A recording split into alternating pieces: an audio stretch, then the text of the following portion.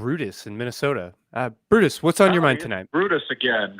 Hello. Yeah, I think I've called like 3 other times. But so my mom, she's not a religious zealot or anything, votes Democrat and all that, but is very prudish and sometimes makes it and sometimes will, like, for example, with my little sister, she'll tell them, "Oh no, your bisexuality is just a phase," and will be kind of condescending to her.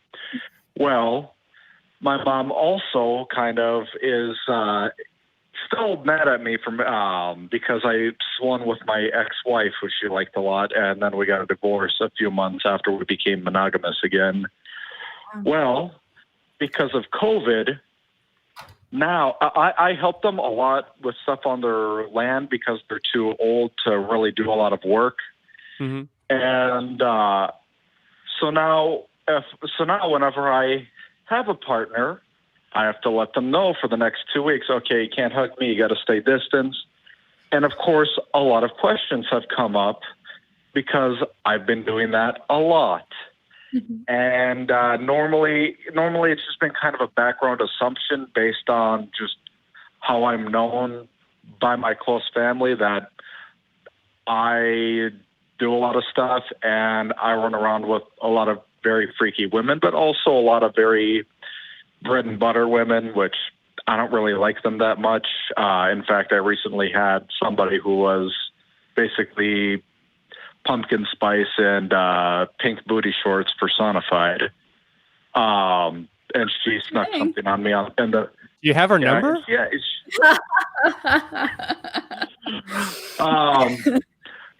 Okay, so are you talking about kind of how to approach this subject with your parents and your mom specifically as you're kind of like, hey, I'm doing my thing, I'm trying to keep you safe, but keeping you safe from possible exposure from COVID means that when I've gone around and done some stuff, so that makes for difficult conversations. My mom keeps man slut shaming me. Like, she had a friend over that she hadn't seen in years, and she was saying, yeah, and my son, he's very sweet and blah, blah, blah, and she's going over all this other stuff, except for he's an asshole when it comes to women. He treats women like toilet paper, and it's like... Oh, no. No. I don't lie, and, like, my dad's a little bit this way, too, but my dad's slept around enough in his day where he kind of knows that it's not true, but he'll still kind of deny it. But my mom is like, no woman ever wants to do. Every woman that sleeps with you is hoping that it'll turn into something bigger. That is not the case. In fact, there's been times where I have been played. And that was very, very strange to deal with as a guy. Because, like, at that point, like, you don't want to be the needy dude. But it's like there's a few women who just utterly slayed me, who I was seeing off and on here and there. Well, I was totally bummed out, didn't want to, like, hang out outside of sex. Yeah, well, I think that a lot of this has to do with a very antiquated view of dating and of gender roles in general, right? So your mom is something operating about cows and milk and some dated ideas. This concept that women only want to settle down and never want to have sex just for fun or, casually with a friend. And the same that guys are always the pursuer and can never need anybody and always wants and is always the user and the one who leaves. Like, that's a very common stereotype and something that is honestly very harmful, because not only does it stigmatize people who do just want to have fun and have sex regardless of gender, it also makes people feel bad, like you said, when they get quote unquote played or when the other person doesn't want to settle down. And if you're a guy and you've been told you can't want that, you can't be the one that's played, you can't be the one that's rejected, that's going to make that rejection hurt all the more, right? So I think a lot of this is addressing some deeply rooted gender norms and maybe questioning those a little bit. Well, yeah, and I mean, like, Magic Mike in 50 Shades of Grey wouldn't be a thing if women didn't like just having their hair pulled sometimes or just having a big dude savage them. Women sometimes just want stuff like that, and gay guys, of course, anyone androsexual. But yeah, and speaking of 50 Shades of Grey, she also thinks that any woman who's, like, into wild shit, because I've like I've went over to my parents' house after having like claw marks or hickey marks and stuff like that on me. That's always an interesting conversation to have.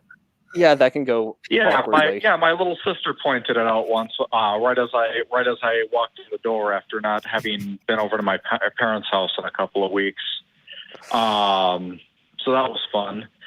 But she thinks anybody who's into stuff like that is absolutely nuts, and I shouldn't touch them, which is funny because she keeps wanting me to get back with my ex-wife, who was the horniest and freakiest person I have ever met.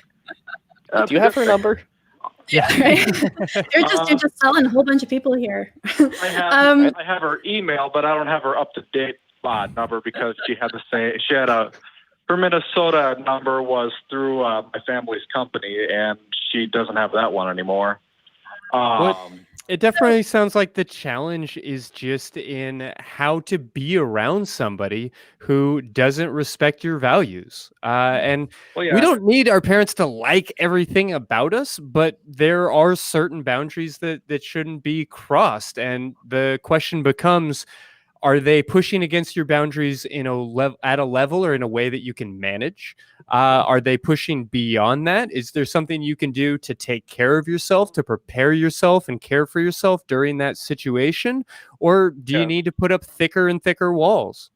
Mm-hmm. Well, yeah, and it's like it kind of fucks with my confidence too, because like one thing, like again, my mom, that's also a slightly different thing, but my mom also tells me that I need to be less picky with long-term partners and stop sleeping with random women. But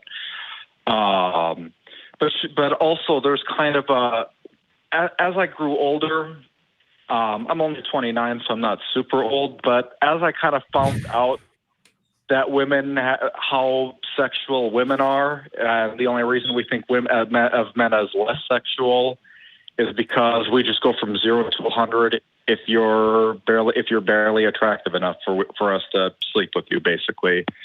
So we work different. Women are much more social and emotional when it comes to that initiation. And like if you looked at my wife and I courting each other, you'd think that I was the one with the higher drive. But once that floodgate opened, part of the problem was she wanted to have sex like 2 or 3 times a day, and I could not keep up with her. But it does but it fucks with my confidence a lot, because a lot of one thing that happens when you find out how sexual women are is you start to value yourself as a guy more, because for so long I just thought like sex is just something that women do to appease guys, and it's just something that men chase or have to trick women into, or have to buy them a house or give them this or go on 20 dates. Which is, and then meanwhile, I'm having sex with people I barely know. I've forgotten the name of somebody right before we've had sex before, and I felt like kind of a douche, but it is what that happens to the best of us. Just as long as they're both consensual, we're good. But Brutus, we are running short on time here, so we are going to need to wrap up. But I think the takeaway that I'm getting from this is, it sounds like there's a lot that still needs to be unpacked, and it might be really worthwhile to have a longer conversation with your mom, especially if you have a bisexual sister who's getting a lot of the brunt of this, and saying, hey, here's the stuff I'm willing to talk about with you, and here's the stuff that's off limits, and maybe delving into how her discussions about your sex life are impacting your personal view of yourself. Hey, I don't like it when you call me this because that makes me feel bad because I don't want to be that. Yeah. And it's so important to have boundaries in every relationship. Right, exactly. Boundaries are not just for romantic relationships; they're for all of your relationships, especially parental ones. Yeah, that's like I've been trying to talk her out of the idea that I'm a douche, but like my mom is very stubborn. Like my oldest sister's best friend is a trans dude, and she still misgenders him, and it's just really stubborn about it. I call her an LG activist because the BT part exists to her. Yeah, well, you're breaking up a little bit, but I guess to just say it again, it doesn't sound like presenting the right argument by coming at this in just the right way or using just the right metaphor. You know, as we were talking earlier, there are some folks that are not interested in changing their mind, and it may or may not be an option. So I would really focus on what do you need to stay in this relationship or stay sane. And if there's no math to make that work, then maybe you need to revisit what this relationship means to you and what that looks like, which is a complicated and difficult journey. But we wish you the best of luck as we're getting ready to head out for the night. Thanks so much for calling in, Brutus. We appreciate it. Yeah, thank you. Yeah, she's worth it. But I just do college basically. Mm-hmm. Well, we wish you the best of luck, and we hope you have a great night. Thank you so much for calling. You take care. Thank you.